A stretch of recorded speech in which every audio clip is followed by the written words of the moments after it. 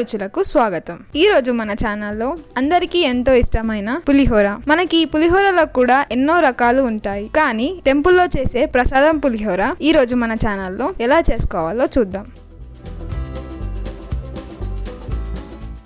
ఇప్పుడు ప్రసాదం పులిహోరకి కావలసిన పదార్థాలు: ఇంగువ, ఉప్పు, పసుపు, మెంతులు, జీలకర్ర, ఆవాలు, నువ్వులు, కొత్తిమీరలు, పల్లీలు, కరివేపాకు, మినపప్పు, శనగపప్పు, పచ్చిమిర్చి, చింతపండు రసం, ఎండుమిర్చి. ఇప్పుడు ప్రసాదం పులిహోర ఎలా చేసుకోవాలో చూద్దాం. ముందుగా ఒక పాన్ తీసుకొని అందులో 1 టేబుల్ స్పూన్ మెంతులు, 1 టేబుల్ స్పూన్ ఆవాలు,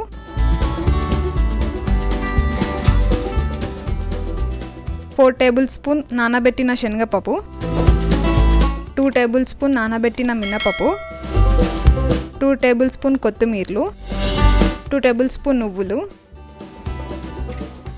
3 ఎండుమిర్చీలు. ఇప్పుడు ఒకసారి కలుపుకొని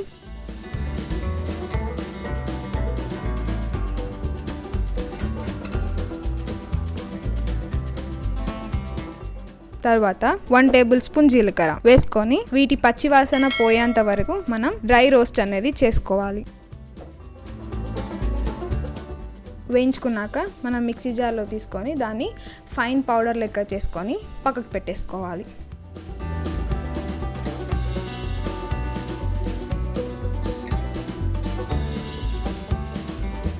ఇప్పుడు ఒక బాండీ తీసుకొని 3 టేబుల్ స్పూన్ ఆయిల్ వేసుకోవాలి.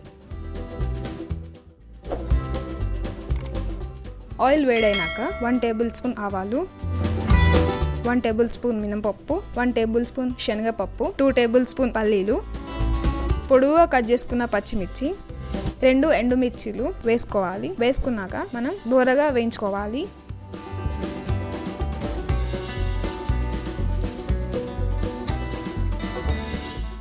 దూరగా వేయించుకున్నాక తగినంత కరివేపాకు వేసుకొని మరొకసారి బాగా కలుపుకోవాలి.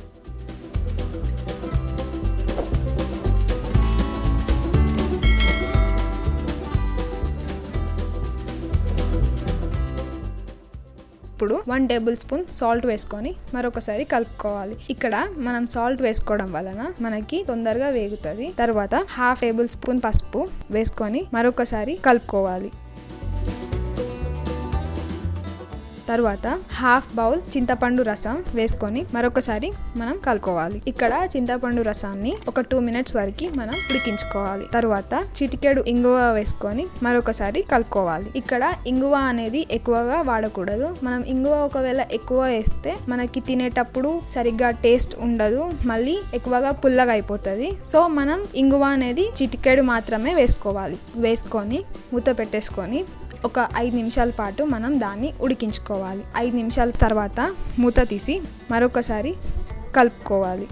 మనం ముందుగా రెడీ చేసుకున్న మసాలా ఒక 2 టేబుల్ స్పూన్ వేసుకొని మరొకసారి కలుపుకోవాలి. కొద్దిగా బెల్లం వేసుకోవాలి. ఇక్కడ మరొకసారి కలుపుకోవాలి. కలుపుకున్నాక మూత పెట్టేసుకొని ఒక 2 మినిట్స్ వరకు మనం ఉడికించుకోవాలి.